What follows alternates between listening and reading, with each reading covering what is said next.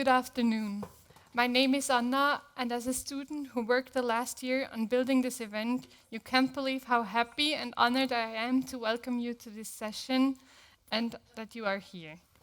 But while the symposium is an event that brings people together, we can't forget that there are conflicts out there that divide people to a level that they are not ready to talk with one another. There are few conflicts in the world that are so emotionally and historically charged as the one between Israelis and Palestinians. It is a topic that often raises a variety of emotions: fear, anger, grief, and often also helplessness. For me, this is not just a political issue, it is a human one. It is about the lives of people who wake up each day to uncertainty, who raise their children in fear, who carry loss that words can barely contain. It is about identity, about justice, about the simple but profound right to live in safety and with dignity. In my role within the organizing team, I am responsible for technical operations. My task has been to create a space where people feel comfortable, safe, and open to dialogue. My hope was to build an atmosphere where people smile, connect, and feel a sense of lightness. And yet, today, we must intentionally disrupt that atmosphere, because some topics ask more of us. They ask us to pause, to feel, to confront the discomfort. They ask us not to look away. I want to invite you to come with us into this conversation, to let yourselves feel what this conflict evokes. The grief, the anger, the confusion, and also perhaps the hope. This is a complex issue. There are no quick answers, but we can begin by asking better questions. Are there political solutions, humanitarian efforts, or social shifts that could begin to loosen the grip of violence? Is there a way to imagine a future that is not shaped by fear, but by mutual recognition and peace? Let's be here not to find simple solutions, but instead to listen, to learn, and to honor the human stories behind the headlines. Thank you for having the courage to be part of this moment. Thank you for being here.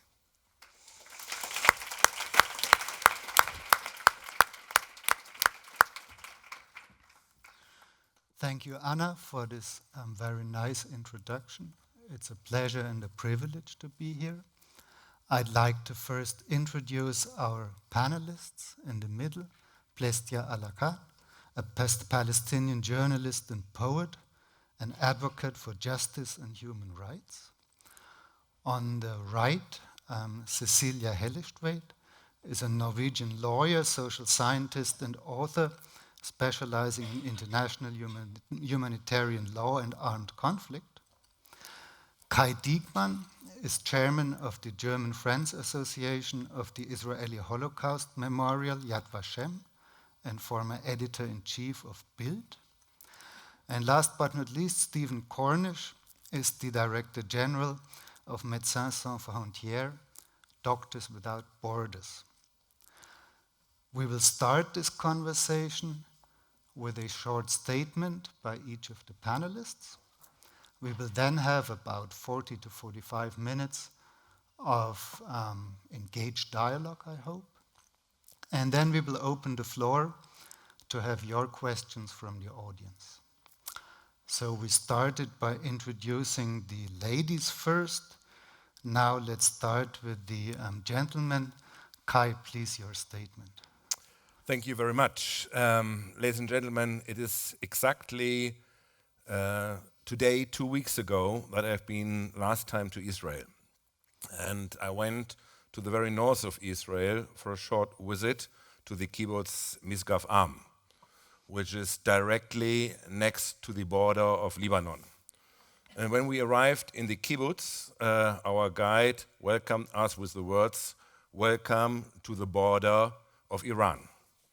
And he pointed down to the villages, the Lebanese villages, a couple of 100 meters away, and said, there used to live Christians over here, and we went quite well along with them. We met, we had celebrations together, but they were all expelled from this area by the Hezbollah terrorists. And the Hezbollah moved in and turned their houses into ammunition depots and rocket launch pads, all under the eyes of the UN troops. And from October 8th on, Hezbollah launched from there till a couple of weeks ago rockets after rockets after rockets. 90% of the Israelis left the area, and most of the kibbutzim is destroyed as well.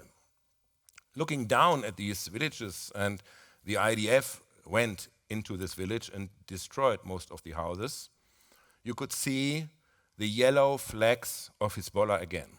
And you could see them being there again on their bikes and driving their trucks. Still, there are no people, there are very few people, and the people that left the area are really traumatized. A part of the war you very seldom read or hear about in at least German media.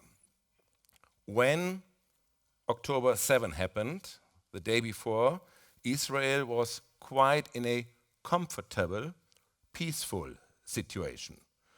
We had the Abraham Accords.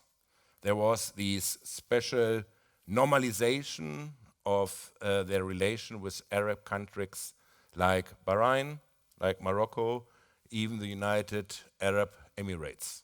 And they started negotiations with Saudi Arabia. This was one of the reasons why the Hamas attacked Israel, because their business model is not peace. They did attack Israel, not although they knew Israel is going to fight back, but because they knew Israel is going to fight back and is producing the pictures that are shaping the way Israel is viewed today. Israel had to play according to the playbook of the Hamas terrorists. What me as a German made me feel very strange on that day is that incidentally on October 7th I was in Dubai. And when I was in Dubai on that special day, I met tourists from Israel in Dubai wearing their kippah, going to their kosher restaurants, and felt totally safe and secure. On the same day, the government of Berlin, and I am from Berlin, had to warn tourists from Israel to show themselves as being Israelis because they couldn't guarantee their safety and their security in Berlin. And this is something that really makes me suffering a lot.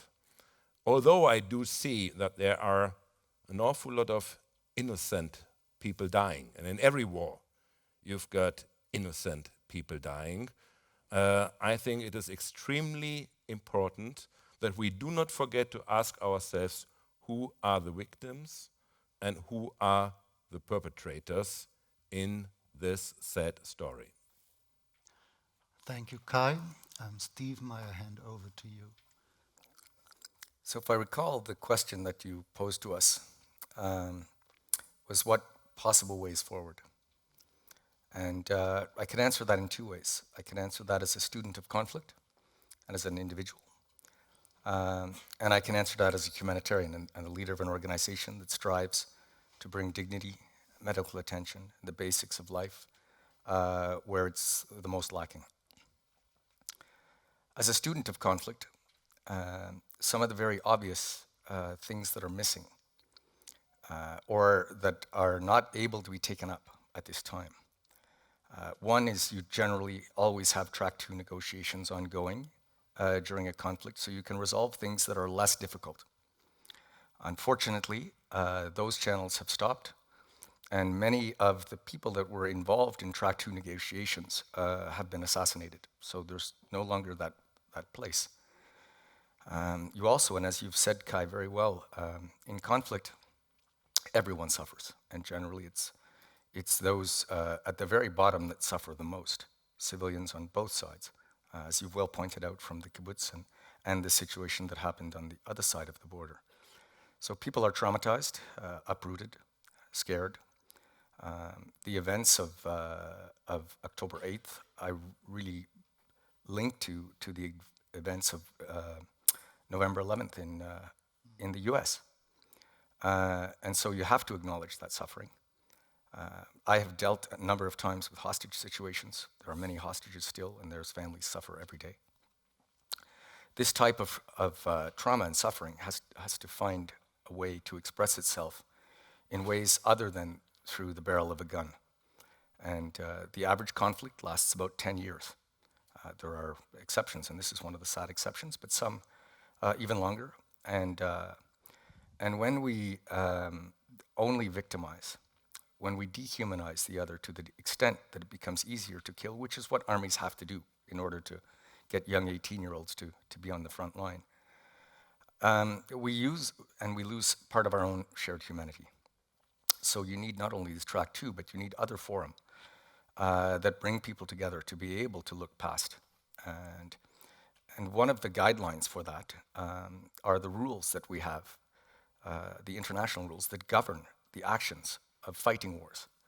And they very intentionally exclude civilians, although that's the sad reality. As you've also pointed out, in many conflicts, civilians end up being overly represented amongst the victims rather than those fighting the war. But there are rules to warfare, and holding those rules is very important. And they were built actually to protect soldiers, and then extended to civilians as that pattern of conflict changed from attacking in frontal battles to what we see more relevantly today. The rules of war are not being respected by either side, that's quite clear.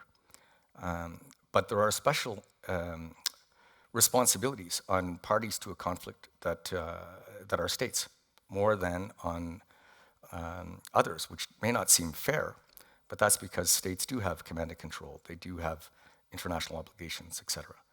And we have to find a way to have the very basics respected. And that includes not taking hostages, that includes not having siege tactics that cut off things like baby formula to children. That's the space that we work in, and that space needs to exist because it does bring people together. We have the absence of a neutral party to help broker and bring parties to the conflict together. The brokers are also parties to the conflict, so that's a challenge that has to be overcome. As a humanitarian, we have suffered direct attacks on our convoys, on our medical facilities, and these have been marked, deconflicted with the parties to the conflict on both sides. That deconfliction is not possible right now.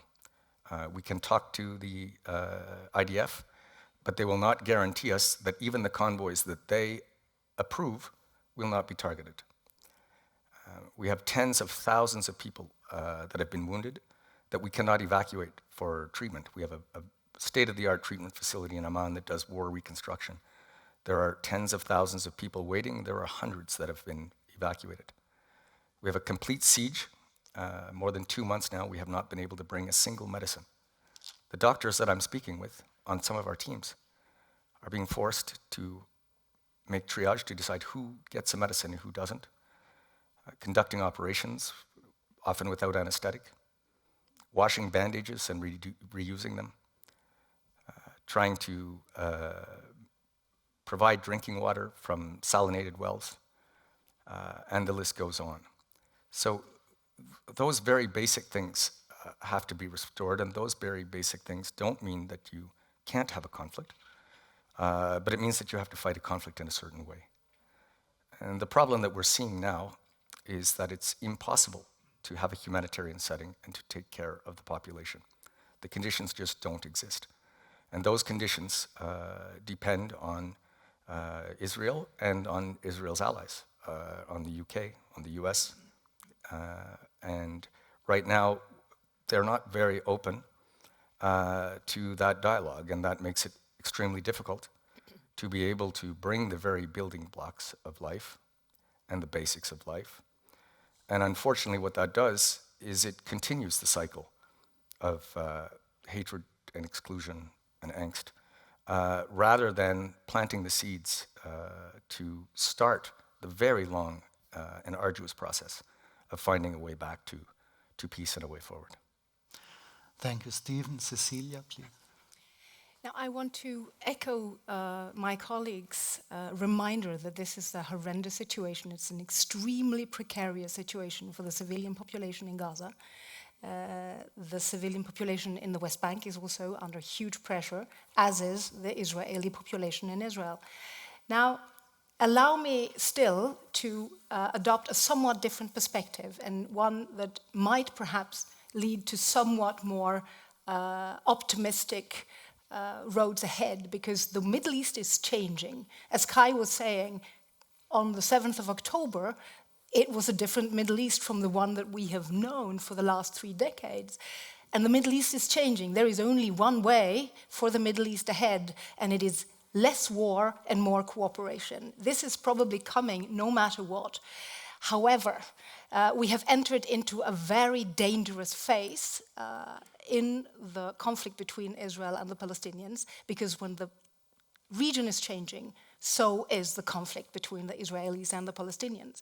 And this has gone from a low, simmering armed conflict and occupation for decades into a fully flown war, that both peoples are suffering in ways that they did not in the previous period. Now, the question we are asking is, what will come after this?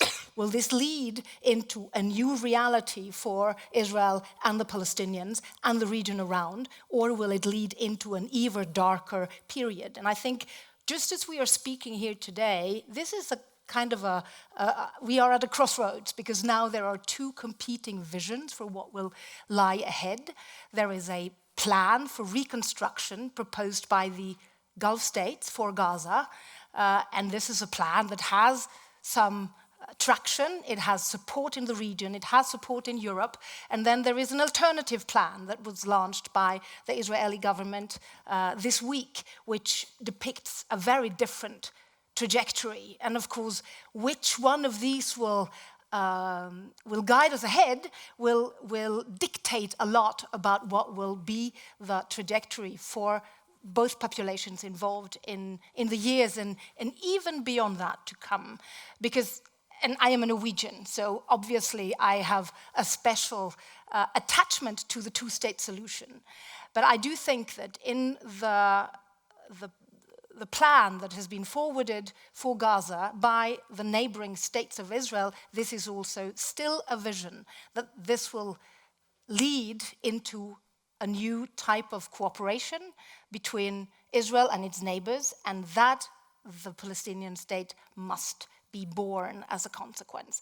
Now, it is very difficult to see this when you take a peek out on Israel, Gaza, the West Bank, and the region as we speak. I still believe that this is where the region is heading. The structural indications are that this is really heading into a different trajectory for the Middle East.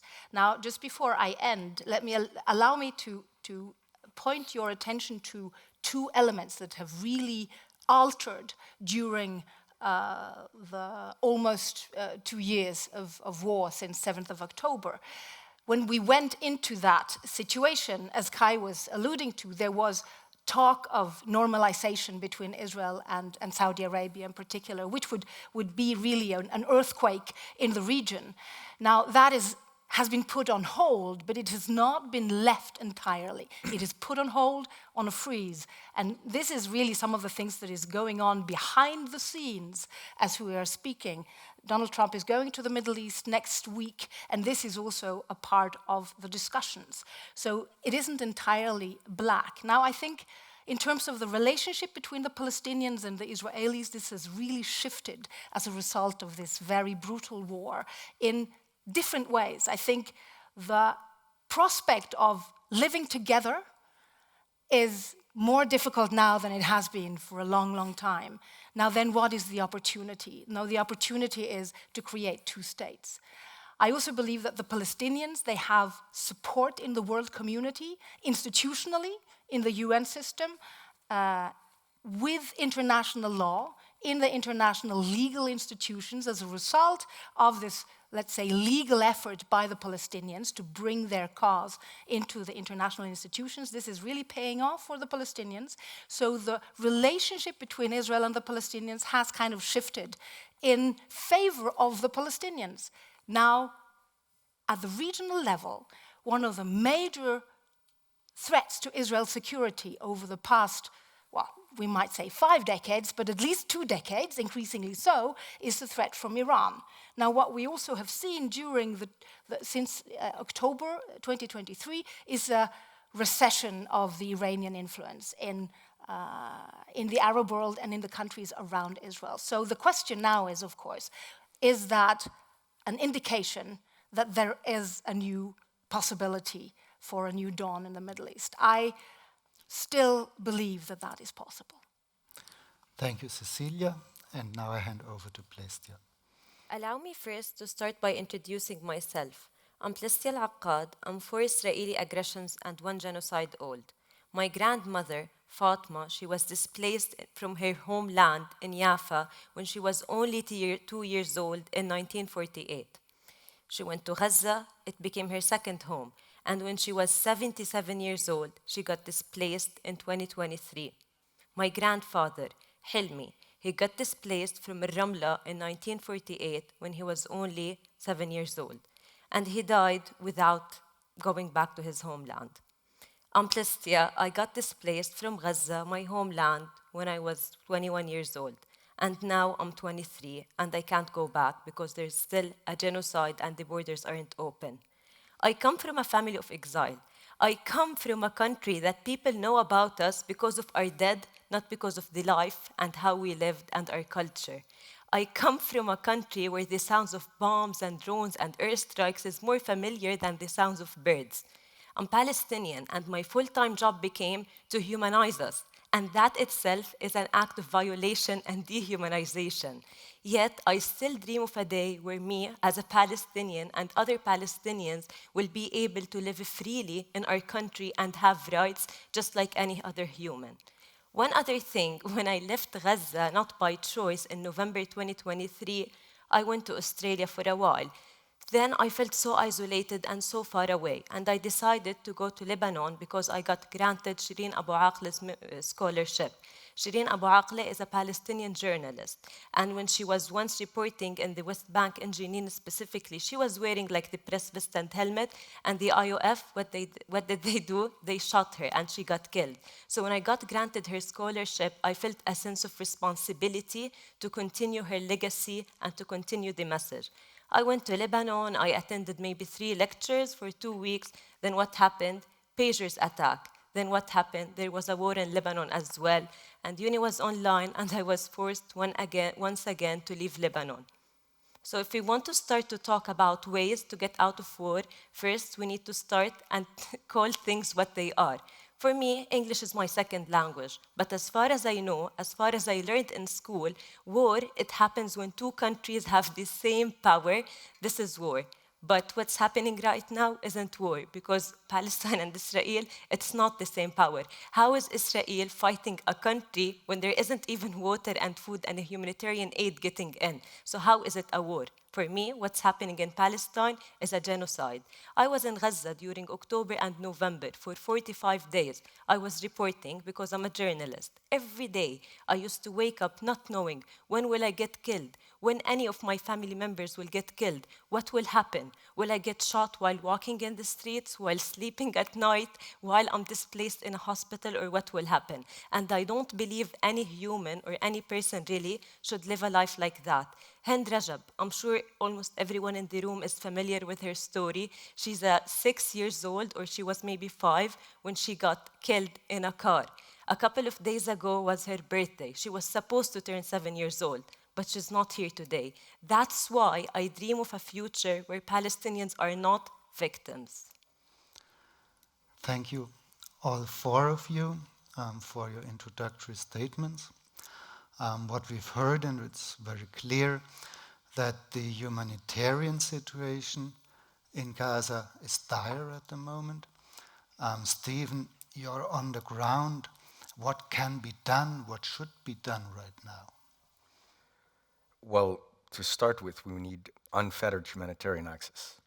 This is the basics, and parties to the conflict have a responsibility to enable and to help humanitarians to be able to reach those who need it the most. We have now 2 months without being able, as I said before, to bring a single medicine, a single amount of food, anything into Gaza. This has to end. We have now a plan that suggests that foreign mercenary and armed companies should come into Gaza in order to take care of the refugee camps and to deliver the assistance. This was tried by the US in the war on terror in Afghanistan. It's a very, very dangerous and poor idea. It makes for very costly distribution. It makes people afraid to seek medical care. You're not going to go to seek medical care from someone with a gun. It's extremely expensive, very unfunctioning, cannot replace the humanitarians that are on the ground. We need complete deconfliction, as we have in most conflicts, so that when we send supplies, when we send medical teams, the places where we live that are marked and shared will not be targeted, will not be bombed. We have lost 8 of our staff directly. They have lost dozens of their staff members, many in targeted assassinations. This is something that simply cannot continue. We have great difficulty getting sufficient visas to bring international personnel into Gaza. This also has to change. So it's almost everything to do with humanitarian has to change and change quickly. The situation now, and it might be difficult to see because along the way you hear a lot of warnings about how dire the situation is. At this stage, we are seeing malnutrition everywhere. We are seeing that the secondary casualties of war that you don't read about or see, you need sufficient food stuff in order to recuperate from a surgery, in order to handle dialysis, in order to recover from cancer. So everything that's a non-communicable disease, most of that treatment has been ended. So you have tons of silent casualties that we can no longer reach. They need all of their very basics, from water to food, to proper shelter, to security. We have been displaced ourselves multiple occasions. You can't restart and move. Many people have been displaced 5, 6 times. To give you a level of the bureaucratic oversight, we very commonly will put up a full inflatable hospital in a crisis zone after an earthquake or in a war situation or in a big epidemic. We have the capacity to put one of those centers up in about 3 days, full hospital from maternity to surgery, inpatient, outpatient. It's a full complex. And we can do that in 3 days. In Gaza, the fastest we've been able to do that is in 3 months. And we are still waiting on authorization over 9 months. And if we have to move those hospitals every time, if we can't get supplies in and out, the other difficulty with supplies is when we can get, in the past, supplies into a certain place, they're in a warehouse. You have to have access to all of the areas where the people are, where the population centers are. And we also have to have that access cleared and allowed to transit. And one of the difficulties there is the deconfliction I spoke about before. We'd have to have a military interlocutor that we can trust, that will allow us the authorizations, but then also will enable that those ways are safe and secure. And instead of finding that, we've had escorts that are agreed with both sides. We've had those escorts assassinated along the way. We've had staff members injured in convoys and been unable to even evacuate them, and people have bled to death in our team. This is in modern day warfare with great technology and communications. So there needs to be a fundamental shift. And the last thing I wanted to say at the introduction, but I forgot, is when we get in this cycle of hatred and dehumanization, it does dehumanize us. And it plays with a fire that is very difficult to put out. It's like the analogy of putting toothpaste back in the tube, right? And when you look at the rhetoric being championed and augmented and publicized out of a number of Israeli lawmakers, this needs to be condemned unreservedly by the international community.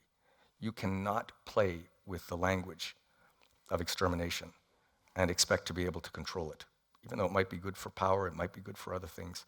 I have seen that language in Myanmar, where the Rohingya were referred to as cockroaches that had to be stamped out, people from somewhere else, impossible to live with, all the same rhetoric. I've seen that rhetoric in Rwanda. And if you want to talk about situations that can't come back together, I visited the Genocide Memorial in Rwanda, and it's very challenging for me to go and to visit that center after what I saw in the aftermath of the genocide. And that was a time when those who had been subjected to the genocide wanted to get their revenge. There were 500,000 people. Amongst them were the people, many of them, who were responsible for the genocide. But there were also everyone else, all of their extended families. So 500,000 people living in the Democratic Republic of Congo started to be chased and hunted and pushed back so that people could get revenge and people could be brought to justice. Some of it properly, through good justice, and a lot of it through unorganized justice. And we brought food and medicine and things to those people as they were being forced back in. And then an assassination started of our personnel. We had to stay back, and many people more were assassinated. About 110,000 of those people went up through the forest route. We spent 3 months trying to find them. Only 12,000 emerged on the other side. And that kind of horror is unimaginable. But in Rwanda today, both of the ethnic parties that were involved are working together, are talking together, are healing together. They've had truth and reconciliation kind of committees at community level, where I saw some of the most amazing things. I met a woman and a man. This woman's family had been all killed by the neighbor. The neighbor's son and her now go on tour all over Rwanda and the world, speaking messages of hope and reconciliation. And the moderator asked them, I can't remember their names, but he asked the woman, how is this possible? You know, what do you think about when you think about this man that they're now on tour with and are living back in the same village?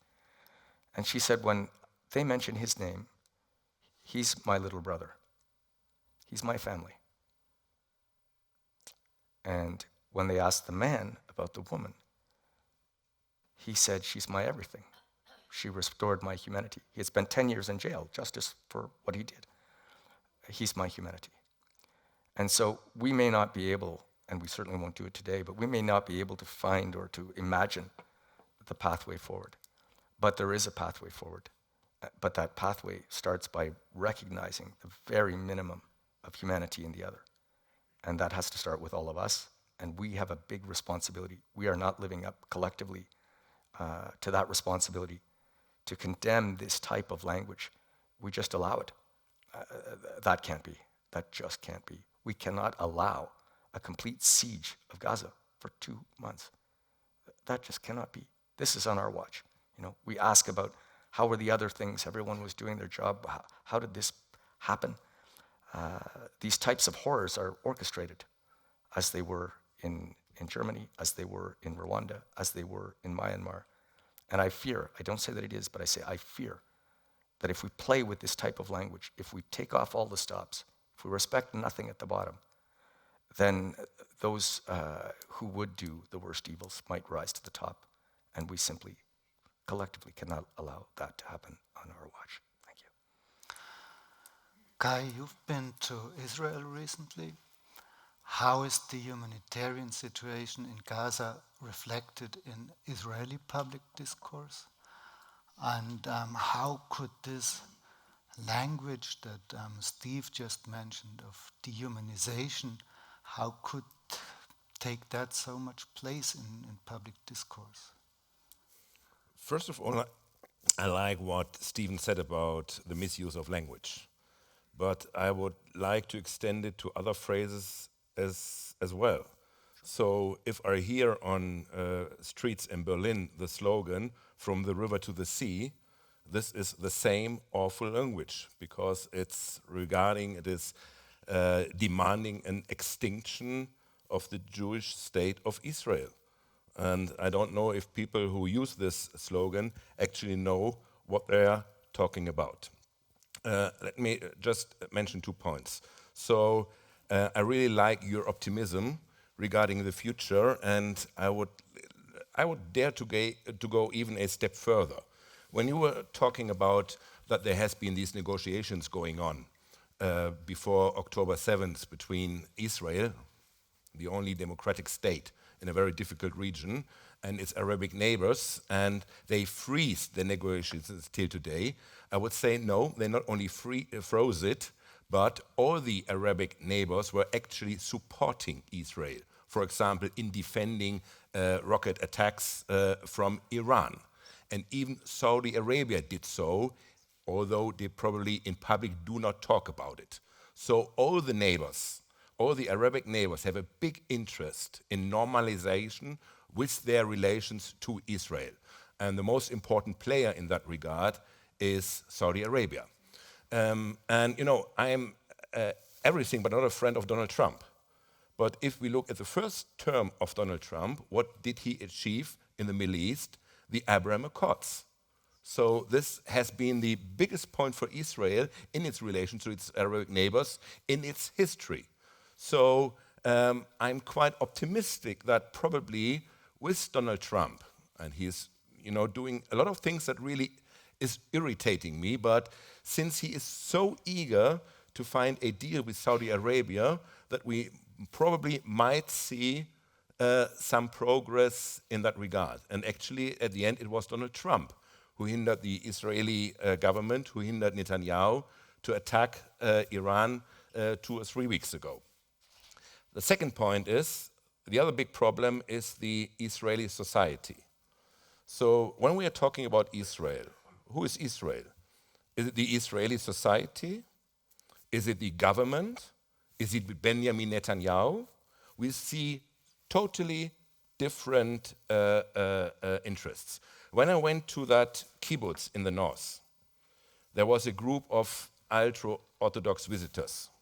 And our group was suddenly approached by these ultra-Orthodox, and they asked us if one of our guys, Jewish guys, could join them because they want to do their prayer, and they were missing the 10th man. And one of my colleagues, Jewish, not Orthodox, was yelling at him and telling him, "I'm not going to pray with you. I'm not going to pray with you until one of your sons is going to take part in that war." So we had the conflict of Orthodox people not have to join the army. Somebody else told me, the problem in Israel is that 1/3 of the society is paying taxes. 1/3 of society is doing military service, and 1/3 of society is actually working. Unfortunately, it's always the same third of society. So what we see is a division of society in Israel, a really hardcore division that makes it more complicated to find a solution for the future until they found a solution between themselves. And looking at the government of Benjamin Netanyahu, I'm very critical, because what I see is that many of his military goals are more and more difficult to explain and why he does it. And even conservative parts of the Israel society get more and more confused by what he is actually achieving in Gaza or in other parts, especially now, taking military actions against Syria. What we have to see is that with October 7th, 2 years after October 7th, the situation has changed again. So right now, regarding in a military power position, Israel is as powerful in that region as it never has been before. Syria, Assad is gone. Lebanon, Hezbollah is mainly destructed. And Iran is kind of losing its influence and lost a lot of its defense capabilities as well. So Israel is in quite a strong situation right now that could make it easier for Donald Trump to find a solution in the future. But when you look at Donald Trump's suggestion, that more or less sounds like ethnic cleansing. Cecilia, how would you see that? Now, one thing is, can you hear? Yeah. One thing is what kind of language do you use? And I also want to echo what Steve says. It is very important what language we allow for actors involved in armed conflict to actually use, and the responsibility of us all to really react when it crosses a line, because this is letting the genie out of the box. It is very difficult to control. Once you use it for your political or military objectives, the next day you will not be able to control it. It is very, very dangerous. Now, I think still that when we as Middle Easterners look at the Middle East, it is a very different place from Europe in the 21st century in terms of how things work. This is a place where transactional relations was born, and it's a place where you pressure countries and actors in ways that are somewhat different from a Europe of our age. Now, I believe, I agree with Kai. However, I think that despite the fact that Israel has been able to reestablish itself as a force of deterrence, I mean, really at various levels, I think the price that the civilian population in Gaza has had to pay, because this has extended over a long period of time and we don't know yet when it will end, that is a very, very high price to pay. And I do think that the situation in the neighboring countries, such as in the Gulf states, the strategic interests of really reaching a new type of relationship with Israel is still there. I believe not merely with the Gulf states, with all of the major states in the region, for reasons that really reside outside of the region. It has to do with climate change. It has to do with transition into a technological world where they really need to get control over the non-state actors and the wars that are tearing the region apart, but also the ability to work together to keep the global powers out and to make sure that the Middle East is not the first theater where the global players go to have their wars. None of the great powers in the Middle East really want that. Therefore, they need to cooperate in a new way. However, I believe that from where we are today to getting that settlement, because we know that all of the neighboring states of Israel say this will not happen without a Palestinian state. So there is like this price to pay, and how to get there without risking an even bigger war is really, I think, what the Trump administration now is struggling with. Who is actually representing then the Palestinian people?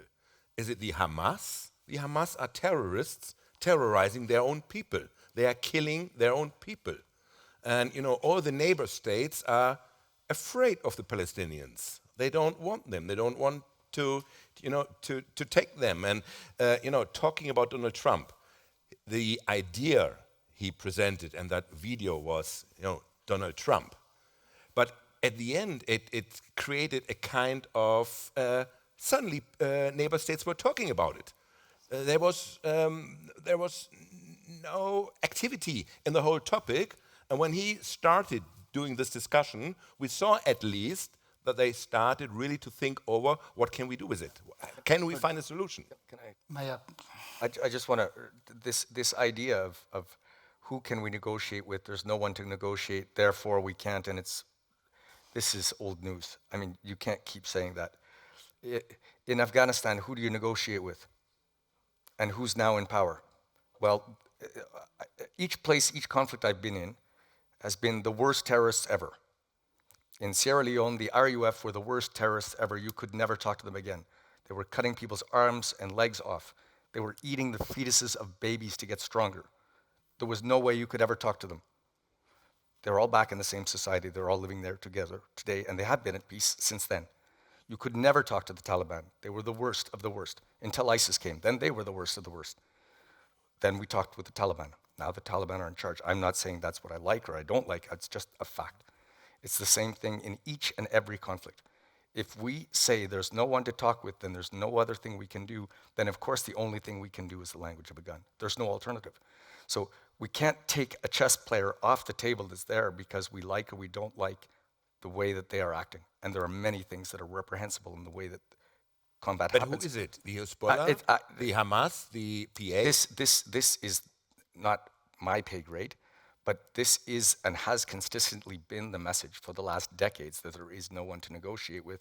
And that's been part of the negotiation frame, is to make sure you discredit and divide and have no one to talk to.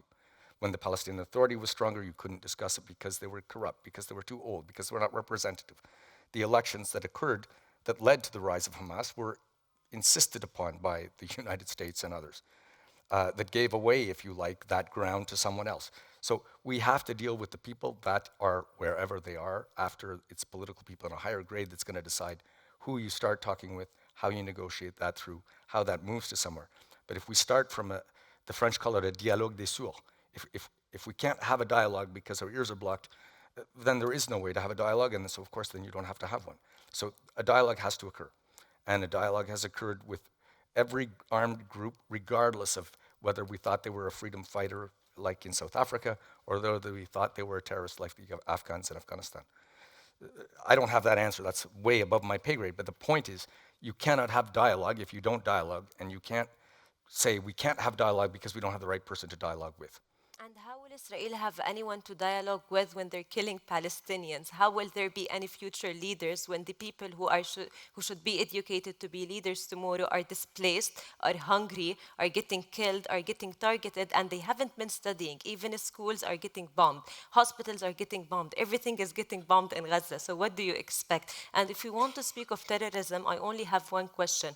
What do we call what's happening in Gaza? What do we call kids not being allowed to be kids? What do we call people in Gaza, Palestinians, normally humans, not having access to humanitarian aid? There are thousands of hundreds of people in Gaza who are injured with no access to medical care. I personally was in Gaza and I went to hospitals to report. You know what I expected when I entered hospitals to see? I expected to see like beds, to see a normal hospital, to see medication, medicines. But you know what I saw? I saw clothes. I saw displaced people who don't know what to do, who don't know where to go. Even injured people, there isn't enough beds for them in the hospital. You're wondering why I said I saw clothes in the hospital. Because people are displaced, they're taking their stuff with them. So when you walk in a hospital, when you walk the staircase, you see clothes. Because people don't have houses or like a clothing room or like a closet to put their clothes on. And one thing I forgot to mention when I said my introductory statement, which isn't fair, I talked about my grandmother Fatma being displaced. I talked about my grandfather Hilmi being displaced. But I didn't talk about my grandfather Kamel who died, or should I say got killed in Gaza. So my family house, my extended family house is in Khan Younis, and we were forced to escape Khan Younis because it's getting targeted, so we had to evacuate. And my grandfather, I don't know, he's in his 70s, so he's old, and he didn't want to leave his house. He was insisting, I want to stay in the house, I want to stay in the house. All my extended family, we left the house. Only my uncle, he stayed with my grandfather, trying to convince him, please leave the house. He's like, why? It's about time and I'll die. I want to die in my house. I don't want to get killed or targeted while displaced in a tent. Let me die in my house. And exactly the minute when he went out of his house, standing, trying to close his door, he got a heart attack and he died. Plestia, thank you for sharing your stories. It's a sad story. It is indeed a sad story, and it is indeed a sad reality what's happening. And, we're ending in this way. I'd like to end on a rather different note before I open the floor to the Q&A. I've been traveling to the Middle East multiple times, to Israel, to Arabic countries. The first time I traveled to Israel was in the 90s as a high school student. And an elderly gentleman took us under his wings. He was born in Hamburg, had to flee in 1934 with his family. Fortunately, they made it. He was fighting in the War of 48. He was fighting with a gun that had SS runes on it, so he knew it was probably used to kill innocent people, Jews, others. But he reached out not just to us German youngsters, but also brought us to Palestinians in the West Bank. And he taught us about their tale too, not just about the Holocaust that he were lucky enough to flee from, but also about the Nakba. And as long as there are people like him, his name was Menachem Hebner, I'm quite confident that there is some hope for peace in the future. But now just open the floor for the Q&A.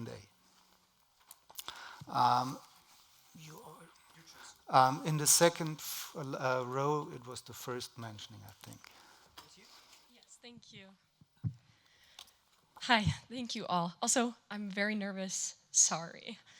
But I think I'm one of the fewer only Jews in the room. And I just want to start by thanking the whole committee, because this is the first time I've felt even okay enough to attend one of these dialogues.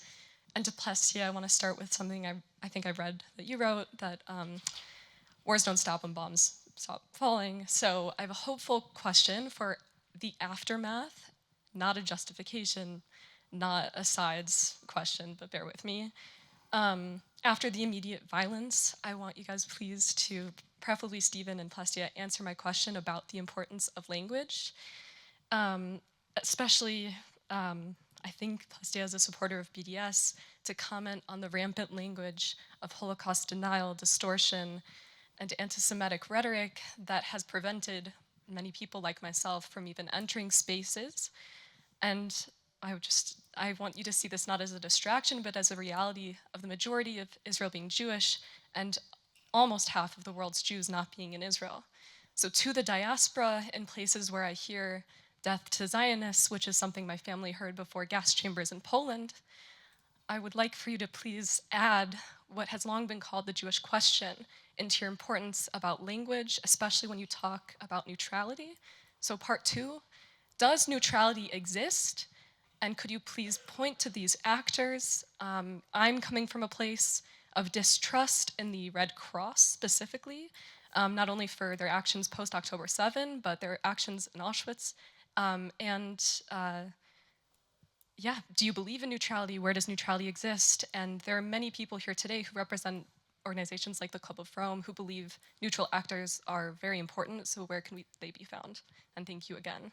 First of all, thank you for attending and thank you for asking the question. I'd like to start first by talking about the neutrality. Personally, I believe in neutrality in anything, in any topic in general. It only serves the oppressor.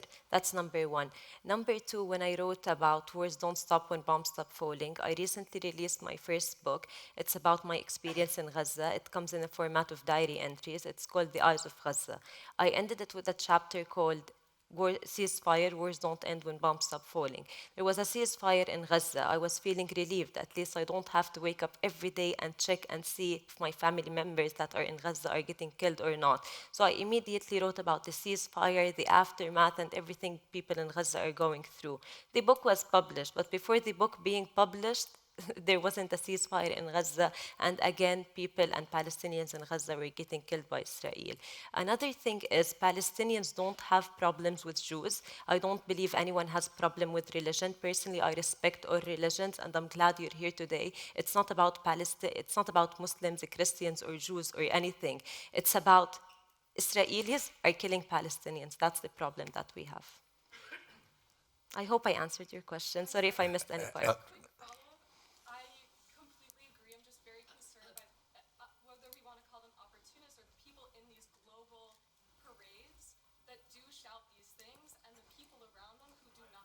So I would love for you to talk about something similar to Kai brought up River to the Sea.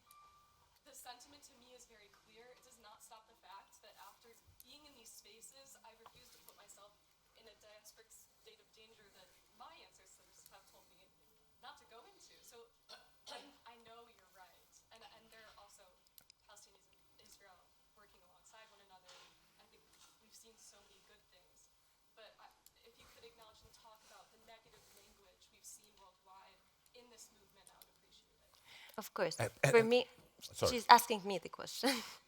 For me, of course, language is important, but you know what's also important? Actions. So I don't understand how words as simple as from the river to the sea can come off as offensive and anti-Semitic, but the killing and the targeting of journalists, of kids, of babies, of Palestinians, men and women is normal. I honestly, I really appreciate that you're on the stage over here. I hear your story, but I really have a problem with your words and just telling part of the story. If you conclude at the end it's about Israelis killing Palestinian people, this is only part of the story.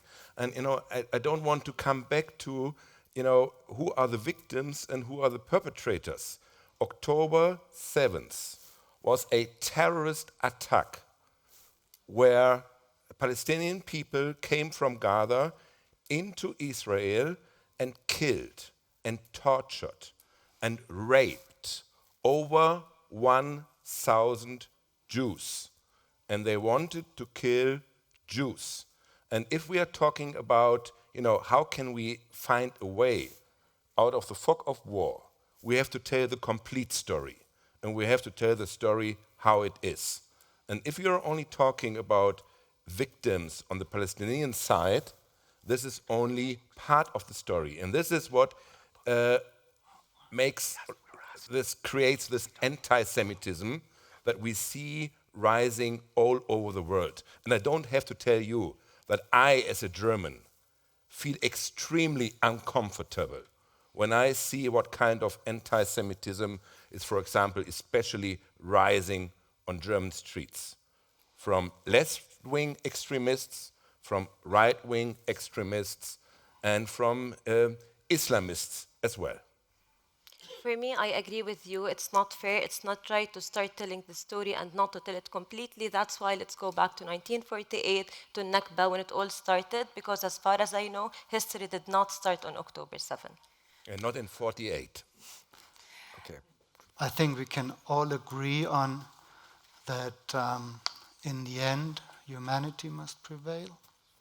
And that would be the start point to any reconciliation or to any way out of the fog of war. So thank you, dear panelists. Thank you, dear audience, for your attention. And I wish you further on a nice symposium. Thank you. And we were asked to talk about one book, and I think this is the book to close. This book called The Paragon tells the story, a very real story, of a Jewish man and a Palestinian man, each of whom lost a daughter in the conflict. They each passed through a stage of hate. They passed through a stage of grief. They then came to a stage of peace. They met each other. They have been on tour and conducting dialogue and discussions. One of the big problems in the Palestinian-Israeli conflict is there is no mixing of people. People are not allowed to go across and to meet and to know the other. This book tells a beautiful, hopeful story about one such a meeting, and I would encourage you all to pick it up and to read it. It may be a grain of sand, and they understand that it's a grain of sand that they're bringing, but we all need to bring our grain of sand if ever we're going to find a peaceful way forward. Thank you. Sure.